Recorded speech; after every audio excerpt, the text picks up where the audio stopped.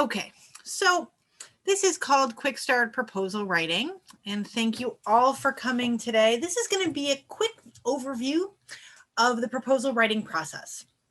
And we're going to go over all of the typical elements in the proposal, in a general grant proposal, and really we're going to focus on a programmatic proposal, but a lot of these elements you can apply to other types of funding. If you're looking for capital funding, if you're looking for general support, the pieces will probably be the same. The way that you approach what you do will just probably be a little bit different. This is just my information here and the web address of the library page. Our library page has a lot of great resources on it, whether you are a member or not. So feel free to check it out if you have any time. So in case any of you are new to Forefront or wondering what we do, we are a little bit unique in that we're a statewide membership organization that brings nonprofits, grant makers, and allies together in one place. And that is unique. Well, I think there's a few more of us now. I think there's about 4 of them that we're aware of, 4 or 6 that bring everybody together in one place. A lot of states have state organizations of nonprofits or state organizations of grant makers, but we feel that you can make better action if we're all together in the same room. And to do that, we provide education, advocacy, thought leadership, and we facilitate collective action around issues that are important to our members and to the sector. So this class is actually, it's through Candid Learning, and it's actually called Introduction to Proposal Writing on their site. It used to be called Quick Start Proposal Writing, and I think that name is a little bit more indicative of what it is. It's kind of a quick start to understanding the pieces of a proposal, and hopefully you'll end up better positioned and feeling much more confident at the end. If you have any questions, or please feel free to interrupt me in the middle through the chat or verbally, just because it's easier for me to I'd rather get your questions answered while we're talking about them than have to wait until the end, but I will wait until the end too. It's whatever works for you guys. So here we go. Okay, Zoe, did you want to do the poll? Oh yes, let's do the poll. I wanted to do a poll before we got started, if you will all indulge me.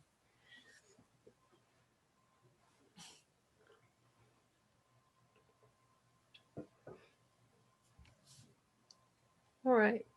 We are getting votes fairly quickly. It looks like almost everybody's voted. There we go. I believe that'll be just about, that is everyone. Okay, so we will share the results so you can all see how people voted. Most folks have a little experience with grants. Just over half of everybody's worked on 1 or 2. About 30% of you have never done grant work. And then there are a few of you who are quite familiar. So we hope that you get some extra kind of perspectives or things out of this if you are very familiar, but for those of you who are not, excellent. This is exactly where you should be. All right. Thank you. Perfect. Thank you all for indulging me in that. Sarah and I were doing a little bit of prep before this, and we were talking about wanting to get a better handle on where our audience was and what everyone was. And hopefully we can speak to a few different levels. And maybe, as Sarah said, for those of you that are really used to writing proposals, maybe this can give you some better ideas of an outline or a little bit of a different mindset to think about things in.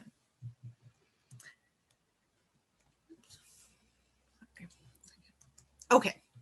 So just to start with some objectives for what we're going to do today. So when we are done, we should be able to list the basic elements of a proposal, draft a standard project proposal, identify next steps for submitting a grant proposal, and talk about following up, be able to understand kind of the different chains of follow-up, whether your answer is a yes or a no. And when you think about the proposal writing process, it's important to understand that it in itself includes planning, research, the writing piece, and then some follow-up.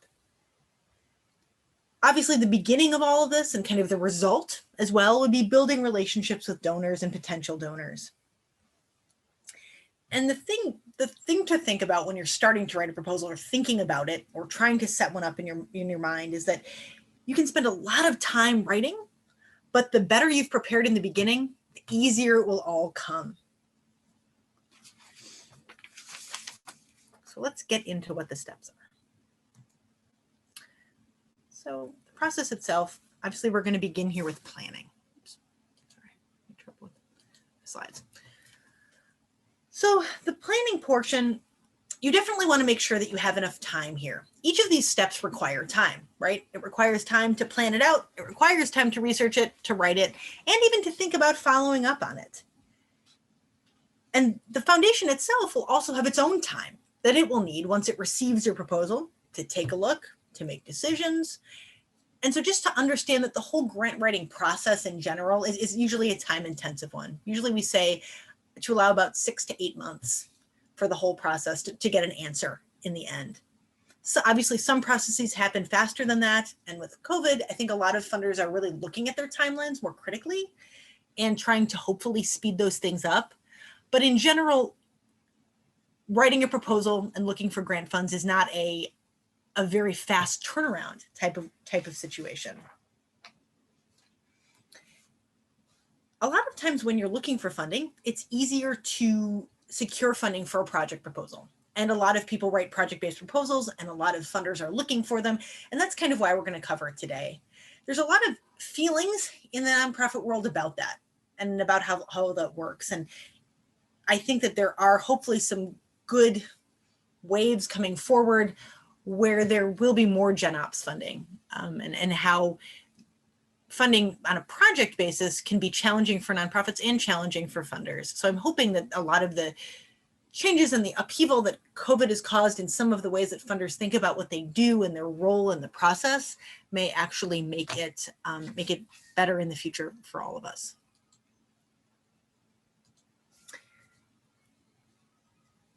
So thinking about planning, obviously, first of all, you're going to start with, what do you need the money for? Right? What are you looking to do? What kind of project are you looking to fund? Is this something that you've been doing for a long time? Is this a new initiative? Is this something that you've been thinking about and haven't really done and want to try a little bit and start it new? Because when you're thinking about that and what you need the money for, that's where you figure out what funders would be best suited to support that process. So then is the research portion. And that's a lot of what Sarah and I do, right? Trying to use Foundation Directory Online and other tools to help people figure out who's the best to approach for a particular project, right? What funder has the same interests? Because what you're looking to do here is to build a relationship between the funder and the organization, your organization, right? You're the boots on the ground for the funder. The funder and your organization should share the same goals, right? You want to help more children have higher reading scores. You want to promote bicycling as a form of relaxation and a competitive sport. There's all kinds of things people do, but the goal there is to have a good relationship between the funder and the nonprofit so that can grow, right? You could maybe grow to multi-year support. Your gifts could grow over the years. It's a relationship. And I think that does get forgotten in the process because it has a transactional nature, right? I write this thing, hopefully I get this money, but it really is a relationship that you're building through the proposal. And when you talk to funders and you think about why things weren't funded, and I've been on the opposite side, I've done grants admin for a few funding cycles. And one of the main reasons that applications don't get funded is because they're out of scope. They just don't fit with the funder's priorities. They don't fit with the interests of the funder.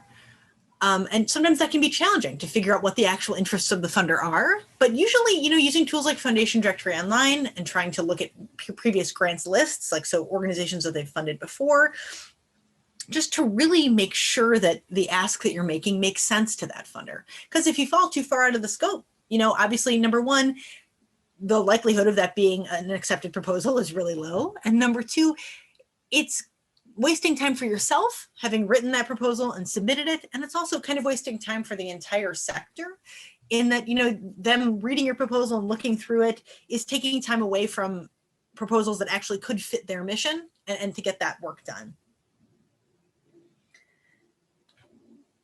I think that, and the other thing to remember here is that the proposal is about what's in it for the funder. Right. And so you want to be able to make a solid case that the work that you're asking them to fund can make their mission happen, as well as advance your work, which should be aligned with making their mission happen.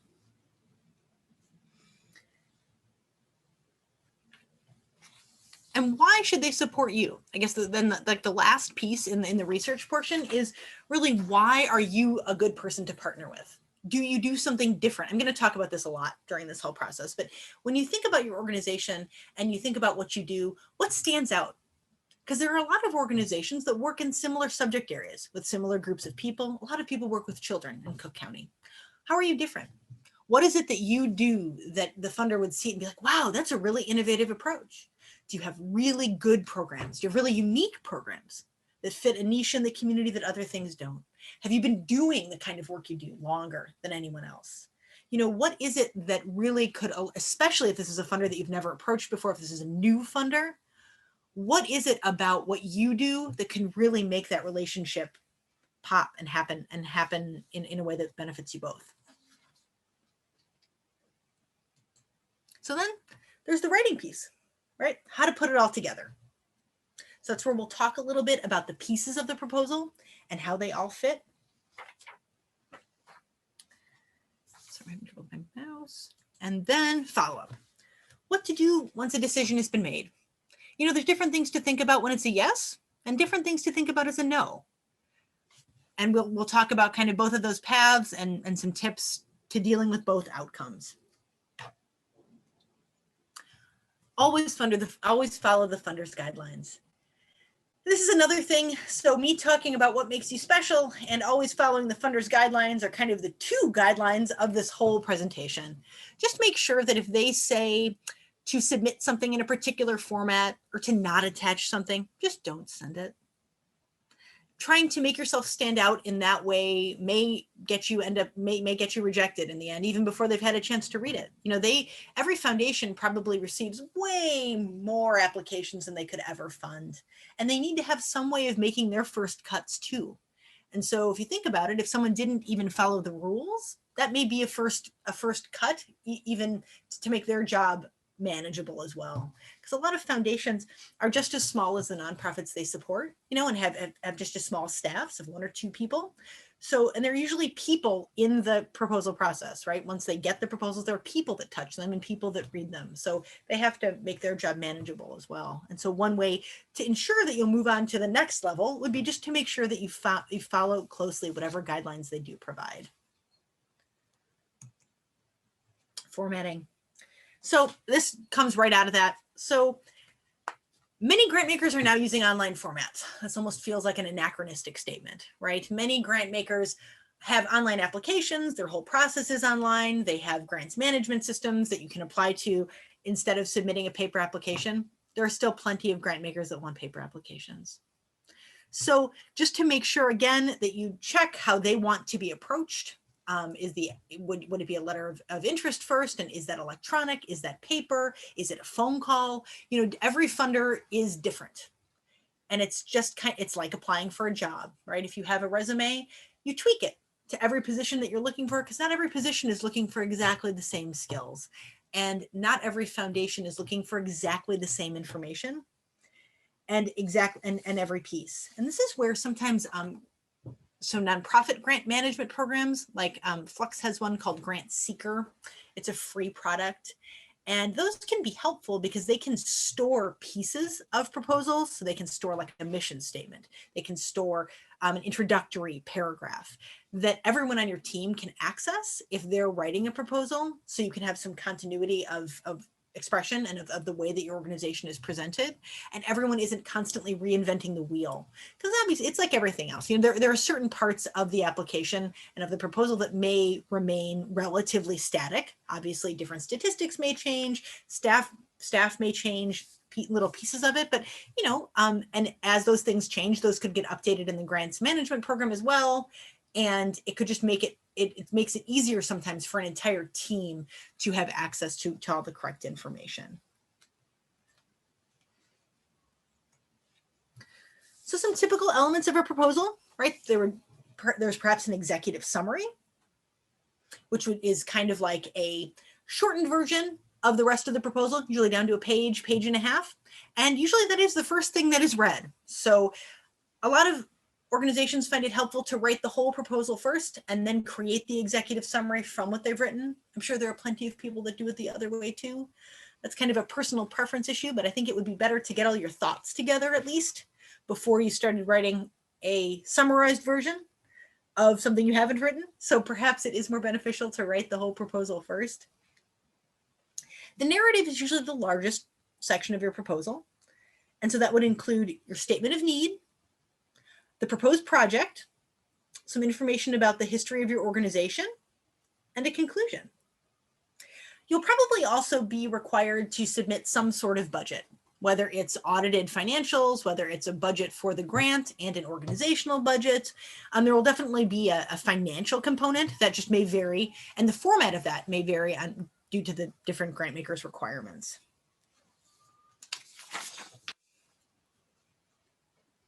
And then there's also supporting materials.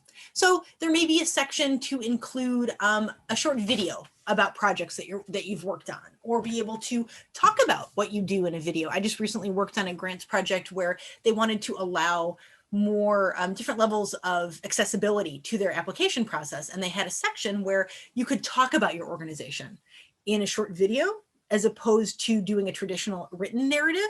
So, different funders approach things different ways, and there may be more flexibility in this process, but again, to follow their rules and to make sure that you're checking with them to make sure you have the best shot.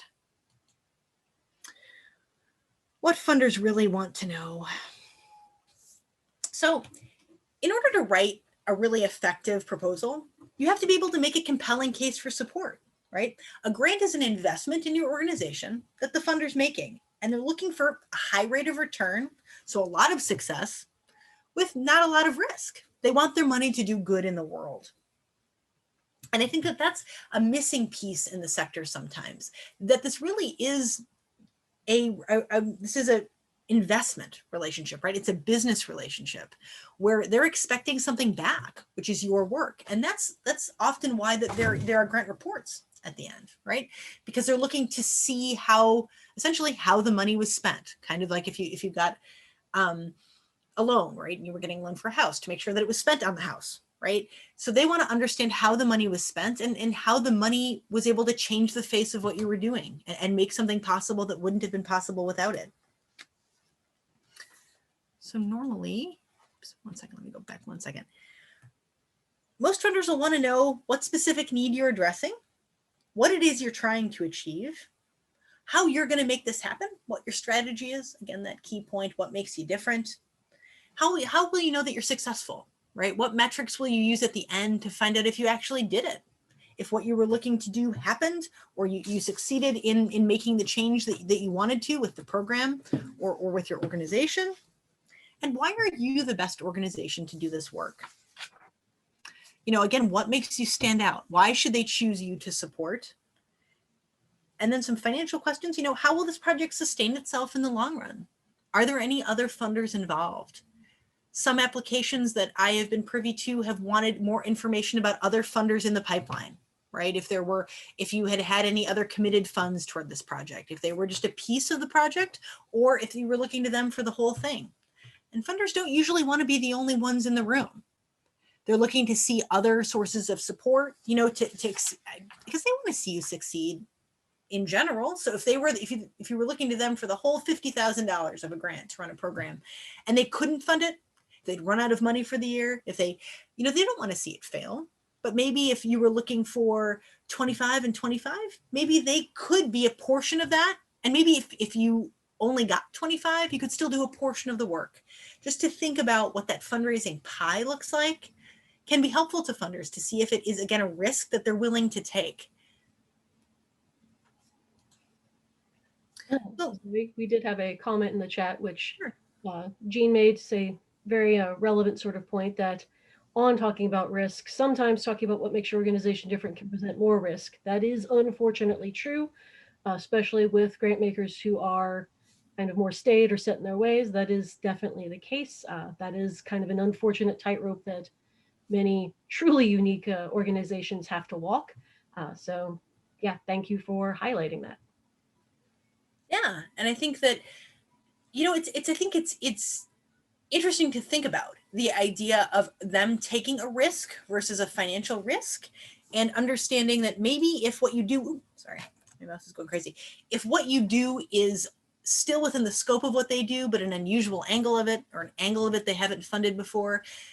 Maybe a way to approach that to more set in their ways funders would be to speak to how that fits the whole, right? How this helps the whole of what they do, and how it may be a unique way to look at it, but to give some examples of successes. Again, that there is place for that in the narrative. Well, this may seem unusual, but we've had this X, Y, and Z success. This has worked well for us. We've been able to affect change in these areas. So yeah, I think that that's definitely true. But I think that I'm hoping that the world is moving in a way where maybe the grant makers could think about themselves a little bit differently. So what specific need are you addressing? Make sure it fits the size and scale of your solution. This is about what problem you're trying to solve and really why they should care, right? It's not enough to simply state, many children don't receive adequate food in their homes. But they should back it up with supporting facts and statistics. So this is where kind of there's a research component, and that can be a challenging thing to find statistics for proposals. There is a good website to find some of that. It's issuelab.org, and hopefully Sarah will be able to throw that in the chat. But that is a freely available kind of compendium of reports that can be helpful for digging out some of those statistics. And I think that it's helpful when you're thinking about it to make sure that what the problem you present is truly affected by the size and scale of your solution. So what angle of it are you handling? Is there a neighborhood that you're targeting? Are there children of a certain age in your community that you're going to be helping to make it achievable for the funder, right? They want to see it. They want to see something that they could fund that will actually provide real relief and real action. What are you trying to achieve, right? So for this, your outcomes must be measurable. And the project description portion is probably the longest and most detailed portion of the proposal, because it gets at the meat of what you're trying to do, right? You're proposing to get funds to run a particular project. And this is where you'll describe exactly how you plan to address the issue you raised in the needs section, and what outcomes you will look for to see if that was successful or how successful. And it usually begins with project goals and objectives, right? And we'll for when we talk about it, we'll say that goals are the big, broad, general statements of what you want to accomplish, and then objectives flow from those and are specific, and you can measure those. There's also that SMART acronym: specific, measurable, achievable, and realistic goals. And it also can help to talk about whether this issue is currently being addressed, right? Again, this is another point to talk about how your organization is different. Is it being addressed by other organizations in a different way? Do you have like a key angle? Are you using music to help children cope with loss, whereas other organizations are using other techniques? Is there an angle to what you do that makes your solution unique?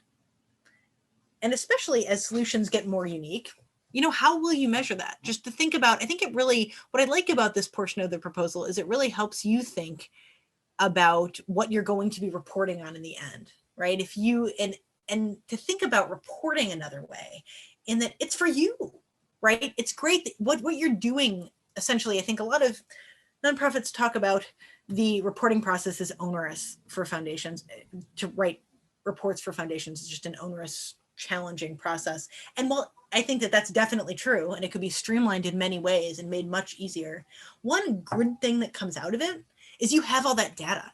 You have all that data about your programs and about successes and failures and things that worked and didn't work that then you can bank right internally in your organization.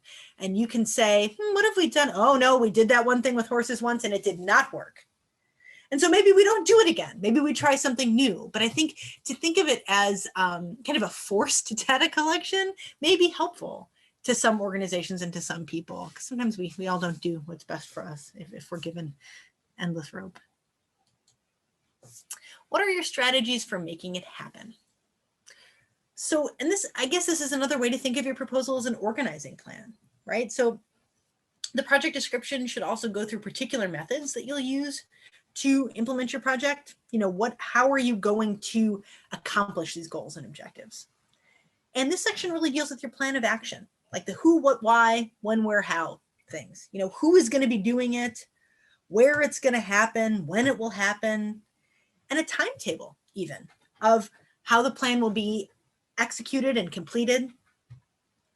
And this is a good place to emphasize any collaborations or partnerships that you have with other organizations or community groups. You know, and if there's anybody else that's going to be a part of this magic, right? If you're going to be bringing in any other populations or any other organization to help you with a portion, or if you're going to connect with other groups, are you going to be tutoring young students with the help of the elderly in your community, for example? You know, how are you going to be making community connections in that way? Funders really like to see that, right? They like to see organizations working together rather than duplicating efforts, right? You could, and maybe that'll work and maybe it won't. You know, not every project is collaborative, but this is a good place to showcase that collaboration and kind of showcase how that is one of your strategies for maybe further reach or reaching students you haven't before. And one more angle of that is if you think that what you're doing is replicable and can be a model for other organizations, that's helpful too. I mean, that's a really great kind of mindset for funders to think about. If you're doing something that could be packaged up and done all over the nation and you have high efficacy, just think about how much more support that would garner. You know, what a wonderful thing if you'd really made a breakthrough about how to get at a certain skill or how to increase a reading level. Just all of the, because I think sometimes funders think about, you know, how many households they can touch, how many people, how their $50,000 gift, how far it can go to making real change. And a replicable program could definitely do that, right? It could touch a lot of lives and make things different for a lot of people, which may be an attractive proposition depending on the funder. How do you know if you're successful? I think that can be challenging depending on your goals, you know, depending on your objectives. I think that sometimes it's difficult to set goals and objectives like that. But I think it's a really important question. And I mean, funders will want to know that, right? They'll want to know what success looks like. And through your evaluation process, that'll show them. And to you, you know, if you've achieved what you set out to achieve. But I think that this is where, if you really set it up under measurable terms, like a number of students enrolled, number of students completing the program, it will help you have little guide stones along the way to understand if you're successful, and you can maybe pivot, right? If things don't seem to be going so well, there may be opportunities to change in the middle if you're really watching your objectives throughout. And I think that, again, identifying key indicators of success is important, right? Thinking about what success looks like. And as you're going along, are you being successful? Sometimes it's not as clear until the very end. And sometimes success can be seen right away. So I think that that's something to know about.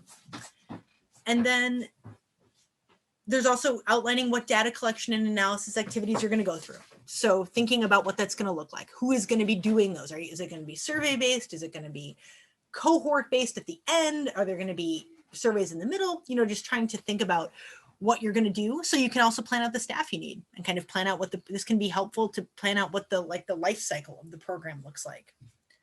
And obviously developing a timeline to monitor it, right? Are you just going to monitor at the beginning and the end? Are you going to do a bunch of guideposts in the middle?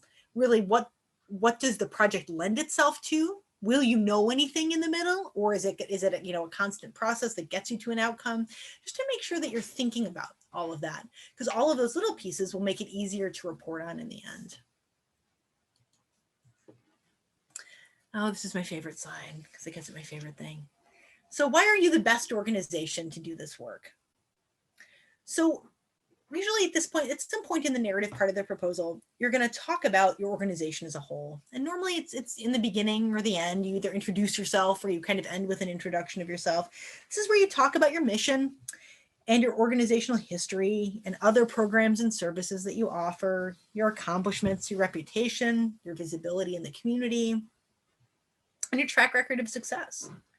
Right? Most foundations will be looking for significant accomplishments. One way to get to kind of deal with that question, if you haven't been around for very long, or if you're a newer nonprofit, can be highlighting work you have done. If you as an individual had been working in the community for 20 years, but you just formed your nonprofit, talk about connections you've made, right? Connections you've made to other nonprofits, connections you've made in the sector, other projects you've been involved in, other collaborations. All of those things are important and can really make a big difference when an organization is thinking about funding you. And I think that, I think that it's just important, again, to think about how you're different, right?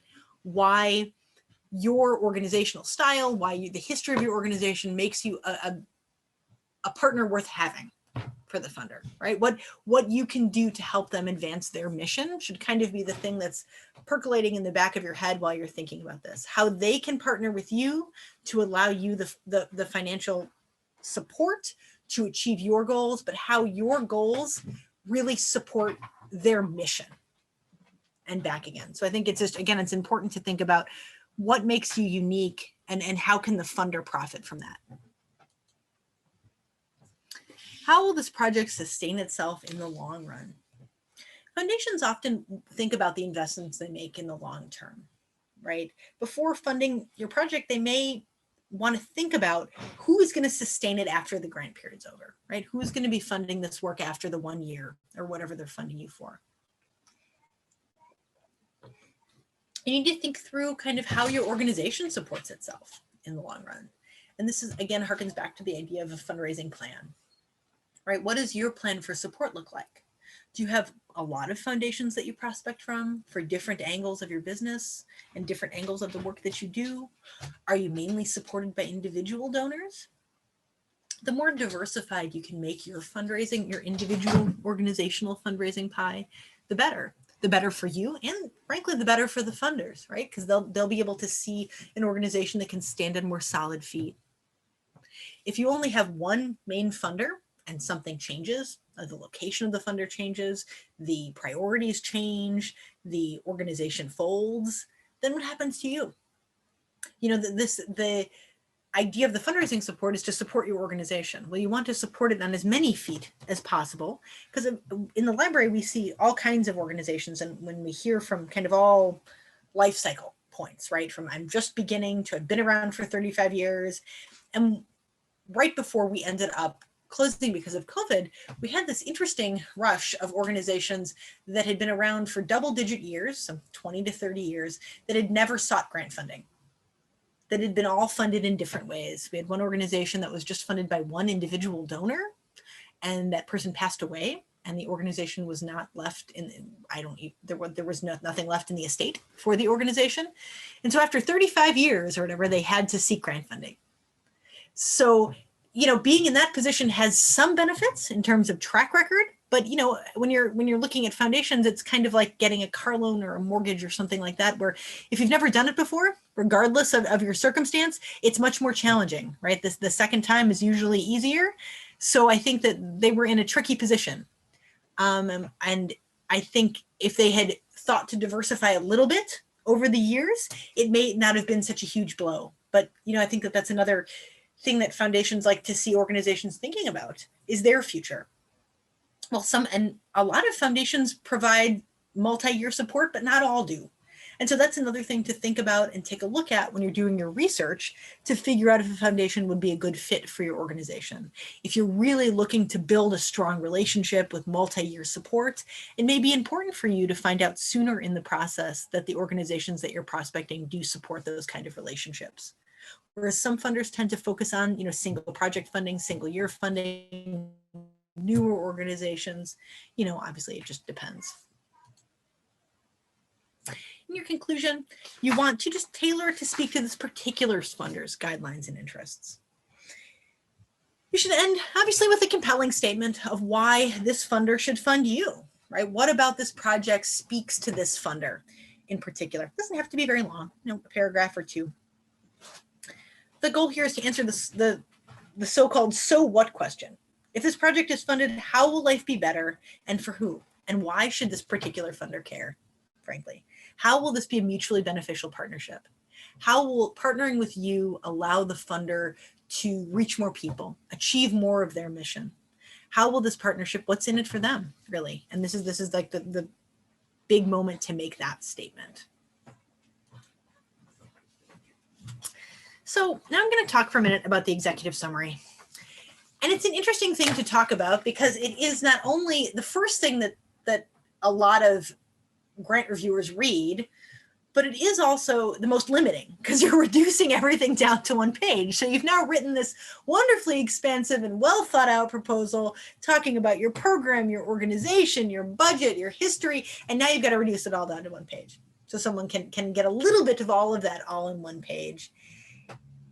And it needs to catch the reader's attention right away, right? If this is the first page that someone sees about your organization, you want them to be woken up, not to fall asleep more. And it helps to have one on hand, right? To have a kind of a boilerplate basic one on hand where you could maybe adapt it to different programs just so that you're not constantly reinventing the wheel, because some of the pieces may remain static, especially, you know, for 1 year of grant seeking. So it'll usually have a statement of need, the name of the project that you're requesting money for, a brief description of your project, including the goals and objectives, some information about your organization as a whole, and about how much money you're asking for. And just a quick note about the ask. A really important part of the research process of finding a funder to apply to is to make sure that they can provide the type of support you're looking for. So if you're looking for $20,000 grants, just when you're researching the funder, make sure that's an amount that they support at. Some funders make a ton of really small grants, so $5,000 and under. Some funders like MacArthur tend to make lots of 6-figure grants, want to make bigger grants. So just to, again, think about the ask you're making of the funder and making sure that that is also in alignment with their giving priorities and their giving interests and the way that they give when you're thinking about approaching them, just as one more way to follow their rules and guidelines and just to understand if the ask that you're making is possible for them or correct. Supporting materials. So you're probably going to need to submit quite a few other things than just the proposal, right? So you'll have whatever format they have for the proposal, and then they'll usually ask you for some extra things. Maybe a copy of your IRS letter of determination to kind of prove your nonprofit, that you're a legal nonprofit. Because a lot of foundations, especially if they're accepting paper applications, they don't do kind of the computer check. So they may want a copy of your actual determination letter because you have to be a 501c3 nonprofit for them to give. If you are using a fiscal sponsor, then that would be the determination letter of your fiscal sponsor. They'll also want to see, you know, other financial documents. Again, as I mentioned before, financial documents can vary between different grant makers. The one lesson that I have learned being on grants review is that if you don't have something or you can't provide something, like an audit is hugely expensive and a huge thing. And a lot of nonprofits, it would eat up so much of their budget. And if they're looking for audited financials and you don't have that, give them a call, reach out, follow whatever instructions they have to reach out, if it's an email, if it's a whatever it is, but reach out and ask if there is something else that you can send. Because in the processes I've been a part of, there have been quite a few organizations that have sent nothing or sent something just that was not appropriate for the circumstance. And, you know, some funders will be willing to work with that and call you back and try to get the right piece of information that they need to see. And some funders won't, frankly.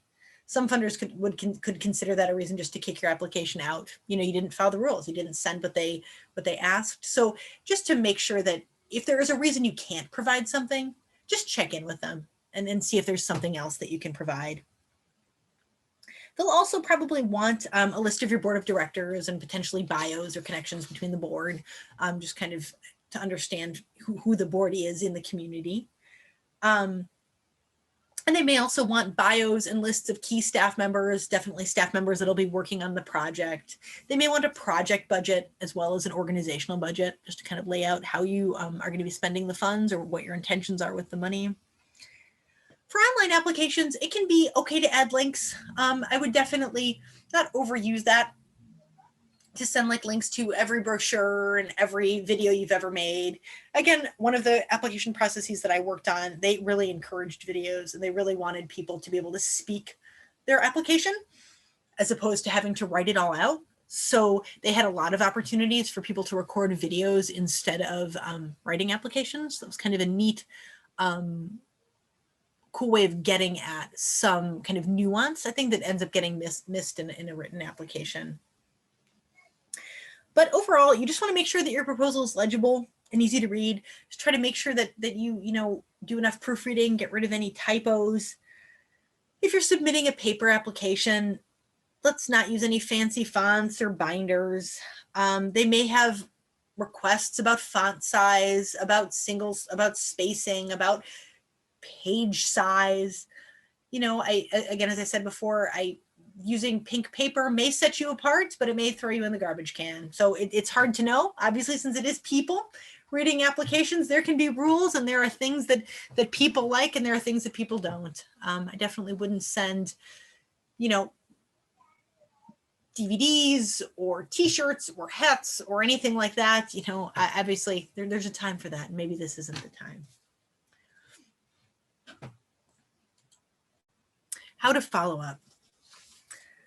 So once you've submitted your proposal and done the best you can do, and you just have to sit back and let them make the decision. This is probably the hardest. It's the hardest part of anything. It's the hardest part of ordering anything online, is waiting for it, right?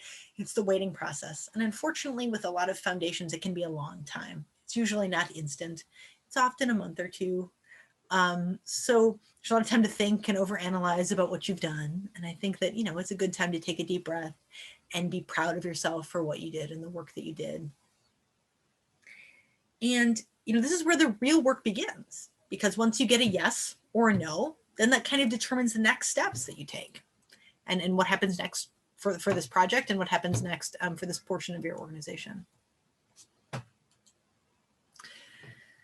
Oh, if the answer is yes. So everyone is looking for a yes, right? Yes is the happiness button of this whole process. And I think that, so they say something like 1 out of every 4 grant applications get a yes. So if you're looking to get, if just to think about that when you're submitting applications, and to think about like the sheer quantity of applications you would have to submit in order to get enough yeses to fund your program, depending on how many people, how many organizations you were looking to help fund you.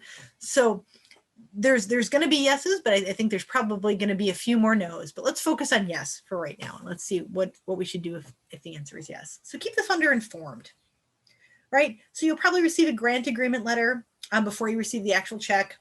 You'll need to review it and sign it and send it back. It may have some information about reporting requirements and some other things. Keep the funder informed. That's a great time to write a thank you letter. Just to write a nice letter thanking them for their support, and to express how this grant will be helping the lives of the people that you serve, and how it will be advancing the mission of the foundation. And also, it can be helpful to keep them informed in case anything changes. There was an organization that had a garden, and they had received a grant to restore a portion of the garden, and then there was a horrible hurricane, and it decimated like the entire thing, and it ruined some greenhouses, and there was all kinds of horrible things that happened as a result. But they had been in such good communication with their funder that they asked them if they could use the funds for something completely different, and the funder said yes, because they were in communication and they understood what had happened, and they weren't shut out. They were brought into the fold, right, of this organization's life, and they were brought into the challenges that it faced. Be responsive. Obviously, if they reach out to you, try to respond back within a good time frame, and quickly and happily, and just to be a good recipient, right? Who you would want if you were on the other end, right? Do what you say you're going to do. This is kind of the garden example, and kind of just general life, right? Obviously, if you can't do it for some reason, like the garden, if you can't do the program anymore because there are no more plants, obviously this is a good time to reach out and to see what they would recommend, and to see how, because you're partners. This is a partnership, right? A grant is a partnership between you and the organization, right? They give you the funds, you do the work. If something changes about that, or something is different, or it can't continue, or just to keep them informed, and to keep those lines of communication open. Oh, if the answer is no. I think no is what everyone kind of expects to some degree, but also dreads. I think this is my favorite. I think this is the way that really changed my thinking about it. It's not personal, right? They aren't saying no to you as you. They're not saying no to your organization. And it's usually not even a never no. You know, I think no rarely ever means never. And so I think we should just kind of take a deep breath and see how we can move on. And there are some steps to moving on from no. Find out why. So sometimes funders can be really approachable about what happened or about what you could do better. You could see if you could reach out, give them a call, send an email about, why you weren't given the grant. And oftentimes I would imagine it really is just the case of them. They don't have endless money either, right? And there are probably 4 times as many applications as what they can fund. And ask if you could apply again. Ask if you could apply again next grant cycle. Just kind of reconfirm that your priorities are their priorities and that you guys, are a good pair. And maybe they'll say, sure. Maybe they are interested in partnering, but maybe right now isn't the best time. Maybe they have something else to say about different initiatives they're opening up or different programming units. So just to, sometimes that conversation can be really helpful, and it can make you also focus on the non-personalness of the no. Again, ask about future funding. Just see if there are any doors that can be opened in the future. And this can be a good opportunity to, if they seem interested in that and seem interested in you applying again, keep them apprised of the good work that you do. Maybe send them some, announcements about programs you're having, or just, send them some things that aren't asks for money. Just keep them connected to what you're doing and your mission, and kind of, obviously things that would show the connections between their mission and your mission, and how you're still out there doing the good work. And, then they actually have some favorable things to come back to. Maybe when you applied next year, they'd be able to see that you've taken responsibility for kind of continuing that relationship and wanting to make a connection. Move on. Obviously, it's like a lot of no's. So just to move on, seek other prospects. This is why prospect research is a fabulous process, but it's very time consuming. Just to make sure that you have, a full stable of organizations you're looking at, and different prospecting angles, and just enough to keep you busy, because also keeping busy, I think, detracts from the no as well. So just some key takeaways. Start with an outline. An outline for most things is helpful. It'll help you better organize your thoughts, pinpoint the clear things that you want to say, make sure that you're keeping on track. Keep the language of your proposal clear and concise. Avoid jargony words, any acronyms that people wouldn't understand, but also, tell a compelling story of what you do. Make it persuasive. Make them feel like they're there and feel like they can, understand the need in your community or the populations that you work with through the story that you're telling. Focus on the funder's interests, not just what you need, not just what you're looking to do. Do your research. Know why this is the right funder to approach, and what you're looking for. Make sure you know a little bit about who they are, things they've funded in the past. Just be able to support your opinion that this is a good relationship and a relationship worth pursuing. Always follow the funder's guidelines. Again, it's just the easiest way to make sure that you have the best shot possible, right? If they make rules, follow them. It's the easiest. Either they've made those rules to make their internal processes easier, or they think that they want to see things in a certain way, and to make yourself have the best chance, it usually makes the most sense to follow those. And just be sure to revise and edit before submitting. Maybe have some other people in your organization take a look at it. Just make sure that you're presenting everything, the full scope, and that everyone's kind of opinions. If it's not someone from programs writing it, maybe have someone from your programming staff look at it and just make sure that all the aspects of the program are being represented. Maybe there's an angle that they're aware of, or that they know about, how it affects the participants that you don't, just to make sure that you have all the opinions and all the kind of the collective brain is on it, I think can definitely be helpful and may be able to provide you some perspective. So that's it. That is the end of the presentation for today. Again, my name is Zoe, and if you have any general library questions, just want to reach out, want to say hello, library@myforefront.org is our other email address, and library@myforefront.org is the URL of our library page. But thank you all so much today, and I'm happy to take any questions. Can I ask a question out loud, or do I have to put it in the chat? Out loud is wonderful. Out loud's okay. Yes. Okay. So I've recently applied for a grant with the RRF Retirement Research Fund, and they're very interested in funding it. And though my not-for-profit is new, and so we don't have 3 years of fiscal reporting. Mm-hmm. So they asked that I find a fiscal sponsor. And you mentioned fiscal sponsorship. I have to tell you, I'm really struggling. I've done work with Heartland, and they said they'd like to, but they're so incredibly stretched right now after the pandemic and a loss of a lot of employees in this. And I just don't know. And then I found a family foundation that was willing to do that, but they don't take family foundations as fiscal sponsors. So I feel like I'm just like, and they keep saying they're really interested in doing this. And I understand, by the way, I understand that they want to make sure that the money goes to the right place and the reporting's correct. But do you have any advice on how to find a fiscal sponsor? Yes. Under a tight deadline? Yes. There is a fiscal sponsor directory. Sarah, are you still here? Yes, you are. Do you have it to throw it in the chat?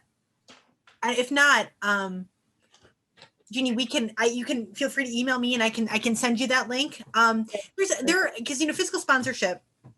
So there's fiscal agency and fiscal sponsorship, and I am not a lawyer, so I will not speak to the difference between the two. But I will say that normally there is usually a fee that's paid. So you would pay a portion of whatever grants you received, and basically they're vouching for you, right? And so there is a fiscal sponsor directory of some organizations that do it. So I can definitely send you the link to that. Great. And I can't speak to any of them as being better choices or not, but there are organizations that do it kind of as an angle of their fund development. So yes, there are a lot of places. See, the thing with that is, I applied for the grant and I didn't put any money into the grant for that. Mm-hmm. So that would maybe be something. I mean, and I don't know if they all work that way. Obviously, I'm sure there are plenty of different arrangements. Okay. So once you found one, since this is kind of a second step of the process, you could maybe reach out to RRF and see if you could amend your ask, talk to them about, like, I would imagine, since they're so interested in having this conversation, I would imagine that they may be willing to kind of steward it a little bit. If they truly are interested in seeing the program be successful and they're requiring this, they would maybe allow you to amend the ask. Yeah. Can I ask you what for your email? Do you mind? Oh, sure. My email is I thought it was here. I'm sorry. It's Z. I'll put it in the chat. I'll throw my email in the chat. Okay. And then you said you wouldn't mind sending. No, I can definitely send you that link. Just remind me. Great. Thank you. I will send it out. You're welcome. Let's see here. Let me. Okay. Let's see. Sarah put issue lab in there. I am just going through the chat right now. I'm sorry. And I have a really loud clock, so I apologize for that as well. I can definitely share the deck as follow-up. Ashley, if you would like to, I'll throw my email in the chat. If you just want to send me an email, I can send you the deck if anybody wants it. For everything nice and neat on a website, you suggest making sure we have all the grant guidelines.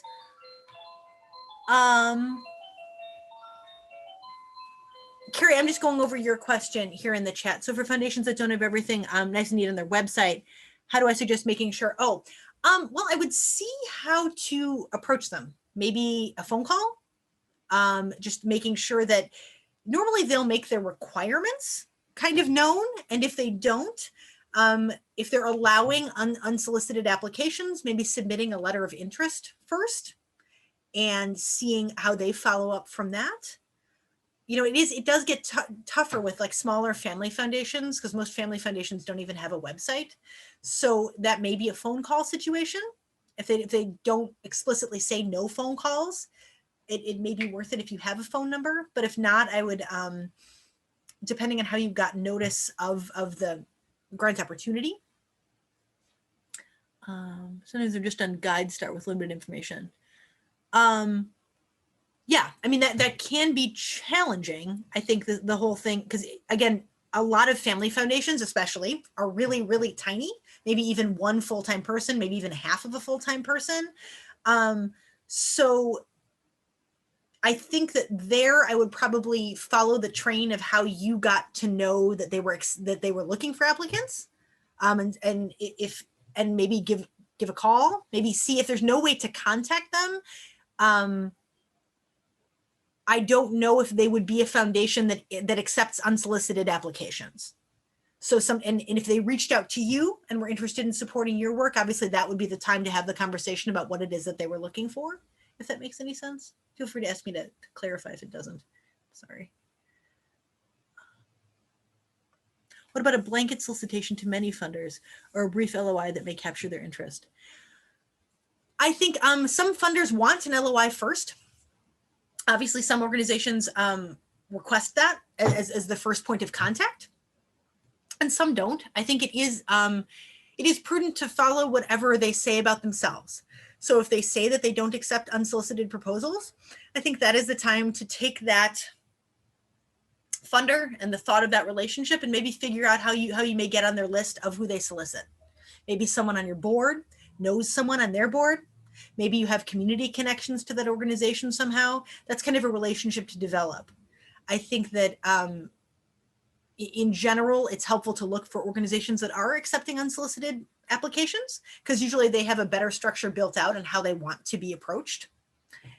And I would probably advise against a blanket solicitation to many funders, just because it doesn't allow you to tailor what you do to their interests. And I think a large part of why people get funded in the end is because of the fit, right? It's like a relationship. I think that, everyone, you want to make the best case possible. And it is, again, it's like a job. You tailor your resume a little bit to every job you're applying to, emphasize different things, maybe de-emphasize some things to make it a more tailored fit. But yeah, as far as the LOI, there are definitely a lot of funders that request an LOI as the initial point of contact, obviously to kind of determine before you do the whole proposal that this would be a mutually beneficial arrangement. Is there anyone else? Any other questions that anybody has? I will stop sharing that for now, because we're 1 minute over. So if anybody has any other questions, feel free to put them in the chat, shout them out loud, or you can definitely follow up with me. I will throw my email right here in the chat. So feel free to follow up with me if there is anything else I can do for you. But if not, I will say goodbye to everyone for today. And I hope this was helpful. And I hope everyone learned something they didn't know. Oh, a sample of a great proposal. I would definitely recommend going to, let me just grab the link for you. If you go to Candid Learning, learning.candid.org. Let me get that in the chat, 1 second. They have a resources tab, and under their resources tab, they have a bunch of sample documents, and they have sample full proposals, sample budgets, sample LOIs, all kinds of successful sample example documents. You'll just have to create a free account within Candid Learning. I think it's just a name and an email in order to access those, but those are available 24 hours a day. You can download them. So those are some, that's a place you can look to for some sample documents. And David, if you wanted to shoot me an email, I will happily send you the slides. And my email is right up there, or you can send it to the general library email, which is just library at my forefront. Thank you all so much. Hope this was helpful. And again, feel free to reach out if you need anything.